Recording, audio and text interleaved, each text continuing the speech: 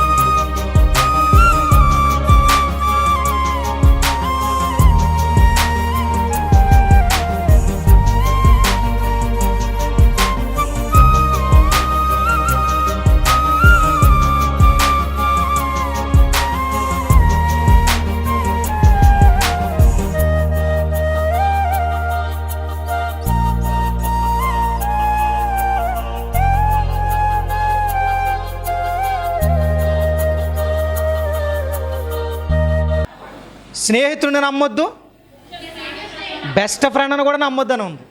ఎందుకని? అన్నీ సాఫీగా వెళ్ళినంతసేపు ఫ్రెండ్షిప్ బాగుంటుందండి. కానీ తేడా వచ్చిందనుకోండి, కొంతమంది నమ్మకమైన స్నేహితులు ఉంటారు, నేను వాళ్ళు తప్పట్ను. కానీ ఎక్కువ శాతం ఎలా ఉంటారంటే, నీ సీక్రెట్లన్నీ బయట పెట్టే స్నేహితులు కనబడరా?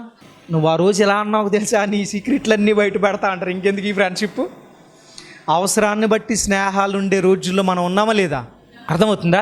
సో ఎందుకు ఈ మాట చెప్తున్నా, నిబంధన మీరితే జీవితంలో ఏమెదురవుద్ది? ఇప్పుడు దేవునితో కూడా నిబంధన చేసుకున్నాం కదా, చేసాము లేదా? దేవా, మానక నీ మందిరంలోకి వస్తాను, మానక నీ పరిచర్య చేస్తాను, మానక దైవజనులు బట్ట నమ్మకం కలిగి ఉంటా, దేవుని మందిరంలో నమ్మకంగా ఉంటా.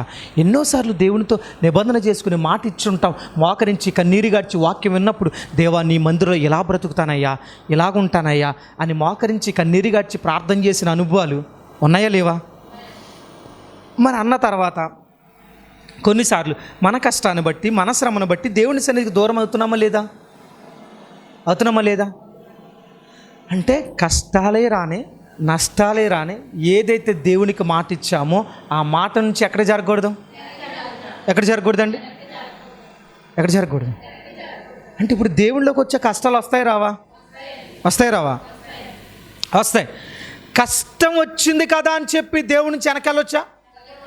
వెళ్ళొచ్చా? చాలామంది ఏం చేస్తారు తెలుసా? ఇప్పుడు ఉదాహరణకి నేను సేవలోకి రాకముందు చాలా హ్యాపీగా ఉండేవాడిని. అంటే కష్టం అంటే తెలియకుండా అంత హ్యాపీగా ఉండేవాడిని. అన్ని రకాలుగా, ఫైనాన్షియల్గా కావచ్చు, ఫ్యామిలీ పరంగా, ఏ రకంగా చూసినా చిన్న శ్రమ అనేది నాకు తెలీదు. నేను సేవలోకి రాకముందు వరకు, రక్షణలోకి రాకముందు వరకు ఒక రకంగా చెప్పాలంటే చాలా హ్యాపీ లైఫ్ అనమాట. నేను చాలాసార్లు అనుకుంటాను, నా అంత హ్యాపీ లైఫ్, లగ్జరీ లైఫ్ బహుశా ఎవరిని అనిపిస్తలేదు నాకు తెలియదు, కానీ నేను చాలా హ్యాపీగా ఉండేవాడిని. ఎందుకంటే ఏ కొరత లేదు, హ్యాపీ లైఫ్.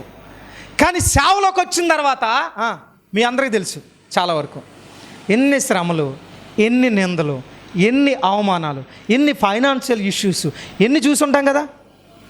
విచిత్రం ఏంటంటే, నేను లోకంలో దరిద్రంగా బ్రతుకుతున్నంతసేపు నా గురించి ఎవడో మాట్లాడడానికి కూడా సాహసం చేసేవాడు కాదు. పరిచర్లోకి వచ్చిన తర్వాత నీతిగా బ్రతుకుతూ ఉంటే అన్నీ నిందలే, అవునా కాదా? ఇప్పుడు ఆ సమస్యలు వచ్చినప్పుడు నిజంగా నేను చాలా భయంకరమైన సిచ్యువేషన్లోకి వెళ్ళిపోయినా సరే నాకు ఒక మాట గుర్తుంది. దేవునికి ఒకే ఒక మాట ఇచ్చాను, చావైనా బ్రతికైనా నీ సేవ నుంచి ఒక్క అడుగు కూడా వెళ్ళను ప్రభా. అదొక్కటే ప్రార్థన చేసుకున్నాను. ఏ రోజైనా మీ సేవకుడు జంకి భయపడి వెనక్కి వెళ్ళడం మీరు చూసారా? వాక్యంలో కానీ, పరిచర్యలో కానీ. అంటే ఎందుకు ఈ మాట చెప్తున్నా అంటే, ఇప్పుడు చాలాసార్లు కొంతమంది వచ్చినప్పుడు కొంతమంది చెప్పారు, అయ్యా ఇంత హ్యాపీ లైఫ్ వదిలేసుకుని, ఈ అవనాన్నంత వేస్ట్ చేసుకుని వెళ్ళి ఆ సేవ అని చెప్పి ఆ బైబిల్ పట్టు తిరుగుతున్నావు, నీకు ఎందుకు వచ్చిన గొడవ ఇది అన్న వాళ్ళు చాలామంది ఉన్నారండి. అప్పుడు ఒకటే చెప్పాను, దేవుని కొరకు చావ చచ్చిన తర్వాత బ్రతకడం కాదు, శరీరంలో కోరికలు రెచ్చగొడుతూ ఉన్నప్పుడే ప్రభు కొరకు బ్రతకాల. ముసలోడు అయిపోయిన తర్వాత, శరీరంలో జబ్బులు వచ్చేసిన తర్వాత బ్రతకడం కాదు, శరీరంలో కోరికలు పుడుతున్నప్పుడే కోరికలను తొక్కి పట్టి ప్రభు కొరకు బ్రతికితే అది దేవుని కొరకు బ్రతకడం. అంటే మనకి ఎలాగంటే వయసులో ఉన్నసేపు ఎంజాయ్ చేయాలా, ముసలోడు అయిపోయిన తర్వాత సేవ చేయాలంట. ఎప్పుడు సేవ చేయాలంట? నేను ఒకసారి బహుశా సేవలోకి రాకముందు ఓ ఫంక్షన్కి వెళ్ళాను. ఒక పాస్టర్ గారు పైనుంచి మంచి లెక్చర్లు వేస్తున్నారు. పెద్ద ఆయన ఒక 60 years ఉంటాయి, 60+ ఉంటాయి. దంచేస్తున్నాడు వాక్యం, మామూలుగా కాదు. వెనకాల కొంతమంది ఉన్నారు, ఆయన ఏజ్ నుంచి కొంచెం వెనక్కున్న వాళ్ళు కొంచెంమంది ఉన్నారు. వాళ్ళు కామెంట్ చేస్తున్నారు అనమాట. ఏమనంటే, వీడు వయసులో చేసి వేదవేషాలన్నీ వేసేసి ఇప్పుడు చెప్తున్నాడండి నీతి కౌరులు. వీడు ఎప్పుడు వచ్చాడు సేవకే? రిటైర్ అయిపోయి వచ్చాడు. ఎప్పుడు వచ్చాడంట? ఇప్పుడు రిటైర్ అయిపోయిన తర్వాత పాపం చేయడానికి ఏముంటుంది?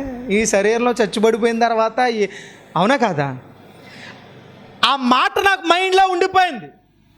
నేను సేవకు వచ్చినప్పుడు చాలామంది అదే చెప్పారు. నా సేవకి నా వయసే ఆటంకం ఉన్నప్పుడు అప్పుడు నేను చెప్పాను, ఈ మాట గుర్తుంది. రేపు ఎవడైనా సరే నా గురించి వెనకాల కామెంట్ చేస్తే, ఈయన ఇప్పుడు కాదురా, మంచి యుక్త వయసులోనే దేవుని సేవకు వచ్చి పాపాన్ని తొక్కిపెట్టి ప్రభు కొరకు బ్రతికాడరా, ఆ సాక్ష్యం నా బ్రతుకులో ఉండాలి తప్ప వయసులో వేసి వేషాలన్నీ వేసి ఇప్పుడు చెప్పేయడరా నీతి కౌరులు అనేలాగా మాత్రం నా బ్రతుకు ఉండకూడదు. ఇప్పుడు చెప్పండి, మీ గురించి ఎవరైనా మాట్లాడాలంటే రేపొద్దున్న మందిరానికి బైబిల్ పట్టుకుని వస్తూ ఉంటే మీ గురించి కామెంట్ చేస్తే ఏం చేస్తారు? అది కూడా మనం ఆలోచించుకోవాలా. అంటే మిగతా వాళ్ళకి మనం ఎలా ఉండాలా? రోల్ మోడల్గా ఎలా ఉండాలా? ఎప్పుడైతే మనం నిబంధన మేరతామో అండి, జీవితంలో ఏమి ఎదురొస్తుందో తెలుసా? ఓటమి. ఎక్కడికి అడుగుపెట్టు, నువ్వు ఉద్యోగం చేసినా వ్యాపారం చేసినా ఎక్కడ అడుగు పెడితే అక్కడ సర్వనాశనమే. ఎందుకనంటే విజయం అనేది రాదు. విజయం రావాలంటే నిబంధన ఏం చేయాలా? నిలబెట్టుకోవాలి. ఏం చేయాలా? అంటే దేవునికి ఇచ్చిన మాట గట్టిగా చెప్పాలా? యెఫ్తా మాట ఇచ్చాడంట. యెఫ్తా ఏ మాట ఇచ్చాడు? కుమార్తెను బలి ఇస్తానని కాదు, దేవా నాకు విజయాన్ని ఇస్తే నేను ఇంటికి వెళ్ళినప్పుడు ఎవరైతే మొట్టమొదటిగా నాకు ఎదురొస్తారో వాళ్ళని బలి చేస్తా అన్నాడు. అన్న తర్వాత చూడండి, యెఫ్తా సంతోషంగా ఏమనుకుని ఉంటాడు? ఏ సైనికులు వస్తారు లేకపోతే ఇంకేదైనా వస్తా అని అనుకుని ఉంటాడు బహుశా. కానీ ఎవరు ఎదురొచ్చారు? ఇప్పుడు మాట మీరాలా? ఒకే ఒక్క కుమార్తె అంట, తనకి ఇంకా పిల్లలు ఎవరు? ఈ ఒక్క కుమార్తెను బలివ్వడానికి సిద్ధపడ్డా లేదా? మనమైతే ఏమంటాం? తూచు ప్రభా, అదేం లేదు ప్రభా, ఒట్టి తీసి గొట్టి మీద పెట్టేశాను ప్రభా అంటామన్నా. అంటే మనకు నచ్చితేనేమో గొట్టి మీద పెట్టాం, నచ్చకపోతే అసలు ఒట్టి తీసి గొట్టి మీద పెట్టడాలు ఉంటాయా? దేవునికి మాట ఇచ్చిన తర్వాత ఈ బ్యాచ్ ఏమైనా ఉంటుందా? కానీ మనలో చాలామంది ఏం చేస్తారు చెప్పండి? ఉత్సాహంలో ఉన్నప్పుడు మాట ఇవ్వకూడదు, ఎప్పుడు కూడాను ఆవేశంతో మాట ఇవ్వకూడదు. ఒక్కసారి దేవునికి మాట ఇచ్చామా ఆ మాట నుంచి ఎంత కష్టమైనా. కీర్తనకాడు ఒక మాట రాశాడు దావీదు గారు, నీతిమంతుడు ప్రమాణము చేయగా నష్టము కలిగినను ఎంతప్పుడంట? గట్టిగా చెప్పాలా? ఎంతప్పుడు? ఏం కలిగినా? గట్టిగా చెప్పండి. మీరందరూ ఈ బ్యాచ్లోనే ఉన్నారా? మా రెబ్బకమ్మ తప్ప ఇంకెవరో చెప్పలేరు అనుకుంటా. ఉన్నారా? అదే మరి కదా, మాట ఇవ్వడం కాదు, మాటను ఏం చేయాలా? అదే మాట అందరూ ఇస్తారు ఆవేశంగా, ఊడబొడి చేద్దామండి, పొడి చేద్దామండి, తెగ ఇరకదీసేద్దామండి. కుదరదు అలాగా. ఒక్కసారి మాట ఇచ్చామంటే కష్టం వచ్చినా నష్టం వచ్చినా ఆ మాట నుంచి ఎక్కడ జరగకూడదు? మనకు కొంచెం కష్టం వస్తే వెనక్కి వెళ్ళిపోతాం, నష్టం వస్తే వెనక్కి వెళ్ళిపోతాం. అది దేవుని చిత్తమా? చెప్పండి. యెఫ్తా మాట ఇచ్చాడండి, కూతురు ఎదురొచ్చింది, అయ్యా ఎంత దుఃఖం కలగజేసి అన్నాడు. కానీ దేవా ఈ ఒట్టి తీసి కొట్టి మీద పెడుతున్నాను, నా కుమార్తెను ఇవ్వలేను అన్నాడా? విచిత్రం తెలుసా, తన అందం కాదు, కుమార్తె కూడా ఏమంది, డాడీ పర్లేదు ఇచ్చే అందలేదా, నాకు టైం ఇవ్వు అందగాని ఖచ్చితంగా నన్ను ఇచ్చే అంది. ఎందుకో తెలుసా, తన కుమార్తెకి తెలుసు నా తండ్రి మాట ఇస్తే తప్పడని. నీ కుటుంబీకులకి తెలుసా, ఎప్పుడైనా మా అమ్మ మాట ఇస్తే కరెక్ట్గా ఉంటుందండి, మా నాన్న మాటిస్తే కరెక్ట్గా ఉంటాడండి, మా ఆవిడ మాటిస్తే కరెక్ట్గా ఉంటుందండి, మా ఆయన మాటిస్తే కరెక్ట్. నీ కుటుంబీకులు నీ గురించి సాక్ష్యం చెప్పగలరా? చెప్పలేరుగా. ఎందుకని? అక్కడ మాట ఇచ్చావు, ఇక్కడ టీవీ పెట్టి కూర్చున్నాం, అక్కడ మాట ఇచ్చావు, ఇక్కడ సీరియల్ చూస్తున్నాం, అక్కడ మాట ఇచ్చావు, ఇక్కడ దిక్కుమాలిన పనులు చేస్తున్నాం. అప్పుడు నీ భర్త నీ భార్య వాళ్ళే చెప్తారు ఏమని, మా ఆవిడ అక్కడ పాటలు ఎరగదీసేద్దు కానండి, ఇక్కడ ఏమీ లేదండి విషయం. అంటే మందిరంలో మాట ఇవ్వడం గొప్ప విషయం కాదు, ఎవరో లేనప్పుడు కూడా నీ మాటను ఏం చేయాలా? నిలబెట్టుకోవాలి. అందుకే నీతిమంతుడు ప్రమాణము చేయగా నష్టము కలిగిన ఎవరు? ఇప్పుడు చెప్పండి, కష్టము నష్టం కలిగిన మాట తప్పనోడేమో ఎవరంట? మాట తప్పినోడు పనికిమాలినోడు. ఇప్పుడు చెప్పండి, మన ఎవరమో మీరే ఇక్కడ అనుకోండి, పైకి అనొద్దు, ప్రభువా నిజమే పనికి మళ్ళదాన్ని ప్రభువా, అవునా కాదా? మాట తప్పని వాడు నీతిమంతుడు. నష్టం కలిగని కష్టం కలగని ఏదైనా సరే నువ్వు ఇచ్చిన మాటను ఏం చేసుకోవాలా? పోషించుకోవాలా, నిలబెట్టుకోవాలా. అంతేగాని మాట ఇచ్చాడో కష్టం వచ్చినప్పుడు వెళ్ళిపోవడం కాదు. రక్షణ తీర్మానం కావచ్చు, దేవుడికి మాట ఇచ్చే విషయం కావచ్చు. యొప్తా మాట ఇచ్చాడు, తప్పడా? తప్పలా. నేను అనుకుంటాను ఆత్మీయ జీవితంలో ఆ స్టాండర్డ్స్ మెయింటైన్ చేయాలా. ఆ స్టాండర్డ్స్ మెయింటైన్ ఎప్పటికి వస్తాం మనం? ఆ స్టాండర్డ్స్కి ఎప్పుడు వస్తాం? నామకార్థ క్రైస్తవులు ఉన్న లోకం ఇది. నామకార్థ క్రైస్తవులు ఎక్కువైపోతున్న లోకం. చర్చిలు పెరిగాయి, సంఘాలు పెరిగాయి, పాస్టర్లు పెరిగారు. కులాన్ని బట్టి సంఘాలు కట్టబడుతున్నాయి, ఇంటి పేర్లను బట్టి సంఘాలు కట్టబడుతున్నాయి. బంధువులు అంటే మా బంధువులు అంటే అక్కడ సంఘం కట్టబడుతుంది. కానీ సంఘాలు పెరుగుతున్నాయి, సేవకులు పెరుగుతున్నారు, చర్చిలు పెరుగుతున్నాయి. కానీ ఏం పెరగట్లేదు తెలుసా? విశ్వాస స్థాయి పెరగట్ల, ఆత్మీయుల జాబితా. మరి చాలామంది ఉన్నారు కదండి, లక్షల మంది రక్షణ పొందిన వాళ్ళు ఉన్నారు కదండి. రక్షణ పొందిన వాళ్ళు అందరూ ఆత్మీయులు కాదు. మందిరానికి వస్తున్న వాళ్ళందరూ కూడా ఆత్మీయులు కాదు. మరి మందిరానికి వచ్చే వాళ్ళందరూ కూడా నామకార్థ, అంటే దేవుని వాక్యాన్ని ప్రకారం నడుచుకున్న వాళ్ళే నిజమైన. అలాగని శ్యామ్ గారు చెప్పారా? ఎవరు చెప్పారు? దేవుని వాక్యం. సో మాట ఇవ్వడం కాదు, దేవునికి మాట ఇచ్చిన తర్వాత కూడా దాన్ని ఏం చేయాలి? ఆ నిబంధనను ఏం చేయాలి? నిలబెట్టుకోవాల్సిన బాధ్యత మన అందరిపై. అందుకే చెప్తానండి, దేవుని కొరకు బ్రతికితే చావలేని భక్తి చేయకూడదు. నామకార్థ భక్తి బ్రతికితే ఇలా బ్రతకాల అని తీర్మానం ఉండాలి. అంతేగాని చచ్చు భక్తి చేస్తే దేవుడికి ఇష్టమా? మనకు కొంచెం కష్టం వస్తే వెనక్కి వెళ్ళిపోతాం, కొంచెం నష్టం వస్తే వెనక్కి వెళ్ళిపోతాం, కొంచెం ఇబ్బంది వస్తే వెనక్కి వెళ్ళిపోతాం. ఒకసారి యేసు ప్రభుతో పరిచయం చేస్తున్న ఒక ఆయన వెంబడిస్తున్నాడట. ఆయన అన్నాడంట, అయ్యా మరి మా నాన్నగారు చనిపోయారు, నేను వెళ్ళి పాతి పెట్టుకుని వస్తానే అన్నాడంట. మనం ఏమంటాం అంటే, యేసు ప్రభు వారు అన్నారంట, మృతులను ప్రాతి పెట్టుకుంటారు, నోరు మూసుకుని నన్ను వెంబడించి అన్నాడంట.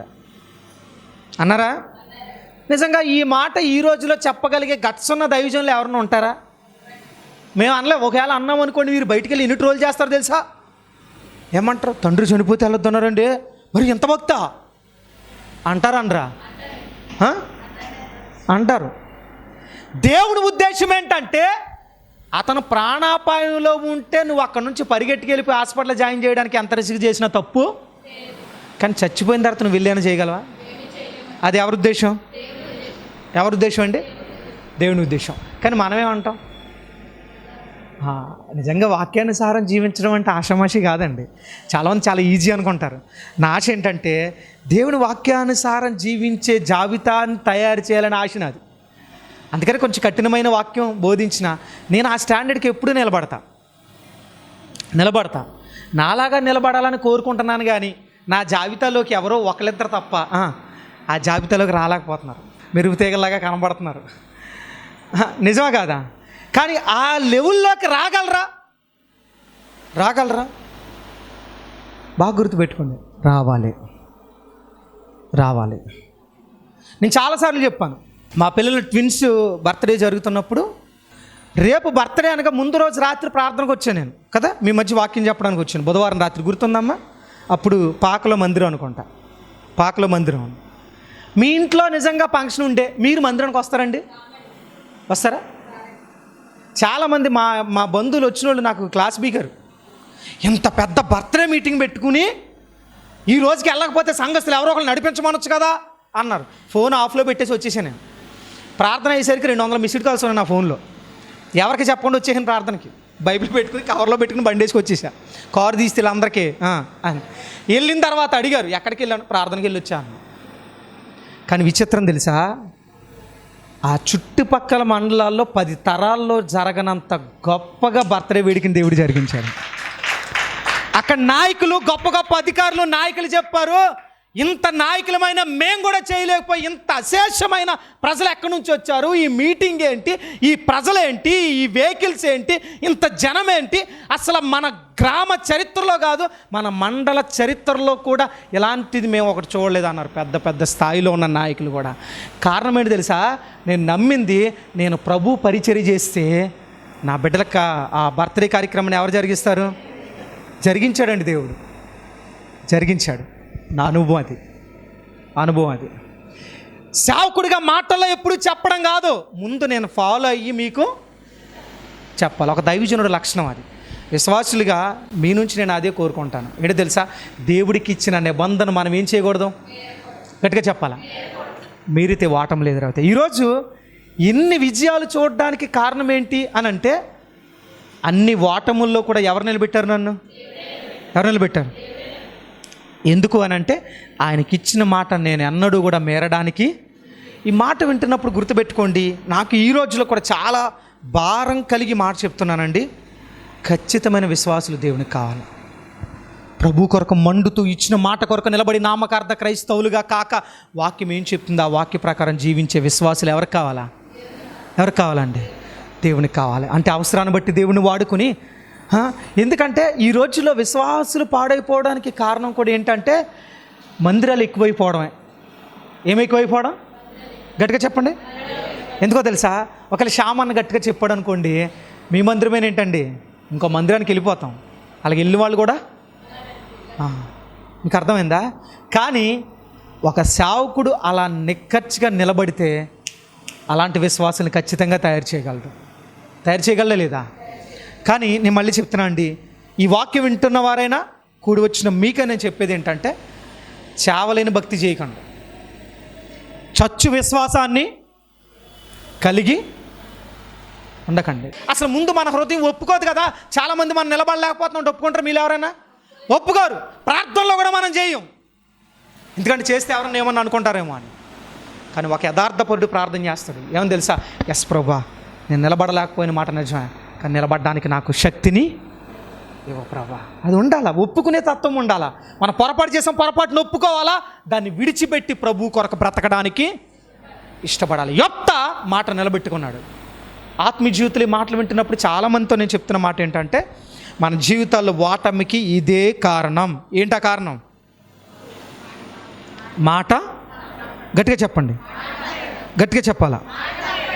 ఇంకా అంటే దేవునికి ఇచ్చిన మాటను మనం ఏం చేయాలా? ఒకవేళ ఇప్పటి వరకు నిలబెట్టుకోలేకపోతే ఇప్పుడైనా మనం ఏం చేయాలా? గట్టిగా చెప్పండి. ఆత్మీయ జీవితంలో మనం ఎప్పుడు ఓడిపోకుండా ఉండాలి అని అంటే ఇచ్చిన మాటపై నిలబడండి. ప్రభు, మానకుండా మందిరానికి రావాలనుకున్నా నిలబడు. ఏ పాపం అంటకుండా బ్రతకాలనుకున్నా నిలబడు. అనేక మందికి సువార్త ప్రకటించాను, నిలబడు. నీ పరిచర్యలు సువార్తను ప్రకటిస్తా, నిలబడు. నీ కొరకు నా జీవితాన్ని అర్పించుకోవాలనుకుంటున్నా, నిలబడు. అలా నిలబడితే మనల్ని చూసినప్పుడు ఎవరు సంతోషపడతారండి? యొప్తాను చూసినప్పుడు ఎవరు సంతోషపడ్డారట? ఎవరు సంతోషపడ్డారా? మీకు తెలుసా, యొప్తా కుమార్తె కూడా సంతోషంగా ప్రాణం ఇవ్వడానికి కారణం ఏంటంటే తెలుసా? నా తండ్రి ఒక్కసారి మాట ఇస్తే తప్పే మనిషి కాదు. నీ కుటుంబ సభ్యుల గురించి మాట చెప్పాలా? మా పిల్లలు ఆ మందిరానికి వెళ్తున్నారండి, మందిరానికి వెళ్తే ఎంత నిక్కర్చుకుంటారు తెలుసా? ఏదేమైపోయినా మందిరానికి మొదటి స్థానం ఇస్తారండి. మందిరం మానరండి, పరిచర్య మానరండి.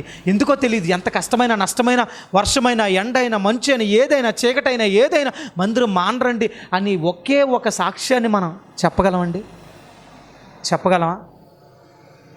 అర్థమవుతుందా?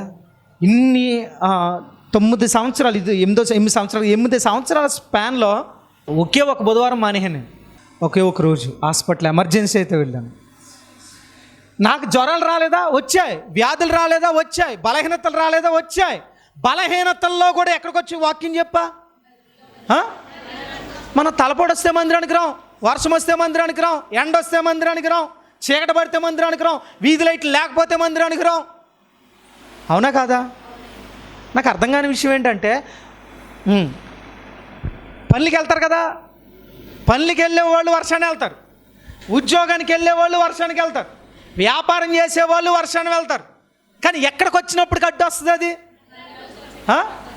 మందిరానికి వెళ్ళినప్పుడు. చాలామంది సీజన్ పనికి వెళ్ళినప్పుడు ఇంటికి ఎప్పుడు వస్తారమ్మా? 8, 9, 10. అదే మందిరానికి 9 గంటల అమ్మ చీకట్లో వెళ్ళకూడదండి, రాత్రులు వెళ్ళకూడదండి, మరి ఎక్కడికి వెళ్తావు? మరి అదే ఇది నాటి క్రైస్తవ్యం. ఇలాంటివి చెప్తే శ్యామను నచ్చుతాడా? నచ్చరు. ఈయనేటండి ఇలా చెప్తారు ఏంటండి అంటే మీకు ఏం చెప్పాలంటే ఏం చెప్పాలా? మీరు మానకూడదని, చీకటైతే మానేయచ్చు, వర్షం పడినా మానేయచ్చు, కారణం ఇలాంటి దిక్కుమాల వాక్యం చెప్పాలా? ఎన్నిసార్లు మనం దేవా నీ మందిరానికి మానకుండా ఒక్కరోజు కూడా మానకుండా వస్తా అని తీర్మానం చేసుకుని మళ్ళీ చిత్ర మందిరానికి ఒకే ఒక సందర్భంలో మానొచ్చు. ఎప్పుడు తెలుసా? బాగాలేక బెడ్ మీద పడిపోయినప్పుడు ఒక సందర్భంలో. రెండోది, ఎవరైనా మన కుటుంబ సభ్యులు అప్పటికప్పుడు హాస్పిటల్కి తీసుకెళ్ళకపోతే ప్రాణం పోద్ది, ఎమర్జెన్సీ అనుకున్నప్పుడు ఖచ్చితంగా మనం హాస్పిటల్కి తీసుకెళ్ళచ్చు మందిరం మాని, అది తప్పులేదు. ఈ 2 సంఘటనలు తప్ప మరి ఎప్పుడు మందిరానికి మానేసినా నువ్వు సరైన ఆత్మీయురాలివి, ఆత్మీయుడివి కాదు. అది వాక్యానుసారం. అర్థమైందా? సో ఆత్మీయ జీవితంలో మానొచ్చా? చీకటని, వర్షం అని. విచిత్రం ఏంటంటే ఎండాకాలంలో ఎండ అంటారు, వర్షాకాలంలో వర్షం అంటారు, శీతాకాలంలో చలి అంటారు. అలా ఇంకెప్పుడు వస్తావు? పోనీ ఎప్పుడైనా వర్షం పడుతుందని తినడం మానేసావా? స్నాక్ కూడా వేసుకుని తినేస్తావు, కారంగా వేసుకుని తింటావు. అంటే వర్షం వస్తే తిండి మానం, ఎండ కాస్తే తిండి మానం, చలి పెడితే తిండి మానం, కానీ ప్రార్థన మాత్రం మరి ఏమనాలండి? అంటే తిండికి ఇచ్చే విలువ దేవునికి ఇస్తున్నారా? అందుకే బైబిల్ చక్కగా చెప్పారు, ఆయన పెదవులతో నన్ను ఆరాధిస్తారు కానీ ఎలా ఉంది? గట్టిగా చెప్పండి. ఇప్పుడు మన హృదయం దగ్గరగా ఉందా, దూరంగా ఉందా?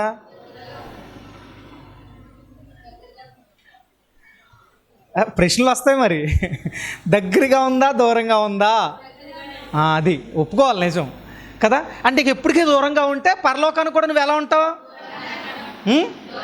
అంటే ఒప్పేసుకుంటే కుదరదు, ఒప్పుకుని సరి చేసుకుని ప్రభు కొరకు బ్రతకాలి. నేను మళ్ళీ చెప్తున్నాను, మందిరం మాని సాహసం చేయొద్దు. మందిరానికి ఈ 2 సందర్భాల్లో తప్ప ఏ సందర్భంలో మానడానికి వీల్లేదు. ఎందుకంటే అది ఎవరికి ఇచ్చిన మాట? ఆ నిబంధన మనం ఏం చేయకూడదు? మీరామా జీవితంలో ఏమి ఎదురవుద్ది? ఇప్పుడు చెప్పండి, జీవితాలు నీకు ఎందుకు సమస్యలు వస్తున్నాయి? కుటుంబ సమస్యలు ఎందుకు వస్తున్నాయి? ఒత్తిళ్ళు ఎందుకు వస్తున్నాయి? అనారోగ్య సమస్యలు ఎందుకు వస్తున్నాయి? ఆర్థికపరమైన ఇబ్బందులు ఎందుకు వస్తున్నాయి? ఇరుగు పొరుగు వారి నుంచి సమస్యలు ఎందుకు వస్తున్నాయి? ఉద్యోగంలో, వ్యాపారంలో ఎందుకు ఫెయిల్యూర్ చూస్తున్నాం అని అంటే దేవునికి ఇచ్చిన నిబంధన మాట నువ్వేం చేస్తున్నావు? గుర్తుపెట్టుకో, నిజమైన ఆత్మీయుడు ఎప్పుడు కూడా మాట ఇస్తే చావైనా సరే వదిలి వెనక్కే వెళ్తాడా? వెళ్ళడు. వాళ్ళే నిజమైన ఆత్మీయులు. అర్థమవుతుందా? ఒకవేళ అలాంటి స్థితిలో మనం ఉంటే యెహోషువ ప్రార్థించినట్టు, దేవా నా ఓటమికి కారణం నా మాట తప్పడమే. ఇంకా ఉంది, వచ్చే వారం మిగతా విషయాన్ని మనం ధ్యానం చేద్దాం. ఈరోజు మోకరించి చిన్న ప్రార్థన చేద్దాం, మోకరిద్దాం, ప్రార్థన చేసుకుందాం. వచ్చే వారం కంటిన్యూ చేద్దాం. అలనాడు ఇశ్రాయేలు ప్రజలు ఓడిపోవడానికి కారణం నిబంధన మీరడం. ఈరోజు నా జీవితంలో ఇప్పుడు వచ్చిన ఆర్థిక సమస్యలకు, అనారోగ్య సమస్యలకు, కుటుంబంలో ఓటమికి, వ్యాపారంలో ఓటమికి, ఉద్యోగంలో ఓటమికి కారణం నీకు ఇచ్చిన మాట తప్పడమే. ఎన్నిసార్లు మాట ఇచ్చానయ్యా మానకని మందిరానికి వస్తానని, ఎన్నిసార్లు మాట ఇచ్చానయ్యా పరిశుద్ధంగా బ్రతుకుతానని, ఎన్నిసార్లు మాట ఇచ్చానయ్యా సువార్త చేస్తానని, ఎన్నిసార్లు మాట ఇచ్చానయ్యా నీ కొరకు మండి అగ్నివలే బ్రతుకుతానని మాటిచ్చి తప్పిపోయానయ్యా. అలనాడు ఇశ్రాయేలు ప్రజలు హాయి వారిని విషయంలో ఓడిపోవడానికి గొప్ప ఎరుకొని జయించిన వారు చిన్న హాయి పట్టణం మీద ఓడిపోయారు. గొప్ప సమస్యలు జయించిన మేము మా చిన్న విషయాలు ఓడిపోవడానికి కారణం మాట మీరడం కాదా? ఈరోజు ఈ మాట విన్నప్పుడైనా నా బ్రతుకుని సరిచేసుకుని నీ కొరకు బ్రతుకుతా. మాటను ఇచ్చి తప్పిపోయేవాడిగా కాక, తప్పిపోయే దానిగా కాక, నీతిమంతులు ప్రమాణము చేయగా నష్టము కలిగిన మాట తప్పుడనే వాక్యం నా జీవితంలో నిజం చేసుకుంటాను ప్రభువా. ఇశ్రాయేలు అయితే ఓడిపోయారో నా జీవితంలో నేను ఓడిపోవడానికి వీల్లేదు. ఈ వాక్యం విన్నప్పుడు ఇప్పుడు వరకు ఓటమికి కారణం ఇదే ప్రభువా. ఈరోజు నా బ్రతుకుని సరి చేసుకుంటా, ఇచ్చిన మాట నిలబెట్టుకుంటా ప్రభువా. ఇంకెన్నడూ మాట మేరను ప్రభువా, మాటను మీరి ఇశ్రాయేలు ప్రజల్లాగా ఓటమికి నేను గుర్రవ్వను ప్రభు అనుకుంటే చిన్న ప్రార్థన చేయండి. మీ కొరకు ఒక దైవజనుడిగా నేను ప్రార్థించడానికి ఇష్టపడుతున్నాను. మహాపరిశుద్ధుడైన మా ప్రియ పరలోకపు తండ్రి, మీ పరిశుద్ధ నామానికి వేలాది వందనాలు స్తోత్రాలు. ఈరోజు మీరు మాతో మాట్లాడిన మీ ప్రేమను బట్టి స్తోత్రాలు దేవా. ఇదిగో తండ్రి, ఈరోజు మీరు మాతో మాట్లాడారు. ఇదిగో ప్రభా, ఆ కోరిలోయలో ఏం జరిగిందో మాకు జ్ఞాపకం చేస్తూ వస్తున్నారు దేవా. ఇశ్రాయేలు ప్రజలు ఓటమికి కారణం, చిన్న పట్టణాన్ని పట్టుకోలేకపోవడానికి కారణం నిబంధన మేరడమే.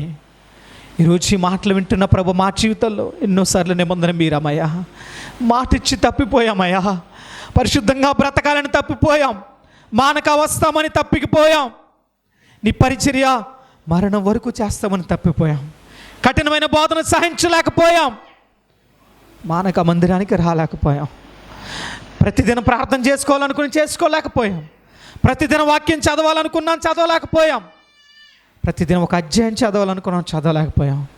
నీ సంవత్సరాల్లో నీ కొరకు బ్రతకాలని, నీ స్వార్థ చేయాలని, నీ కొరకు నేనున్న గ్రామంలో, నేనున్న ప్రాంతంలో ఒక సాక్షిగా నిలబడాలని ఎన్నోసార్లు అనుకున్నా, మాట ఇచ్చాను ప్రభువా. యొప్తా మాట ఇచ్చి నిలబడ్డాడు, అతను నీతిమంతుడు.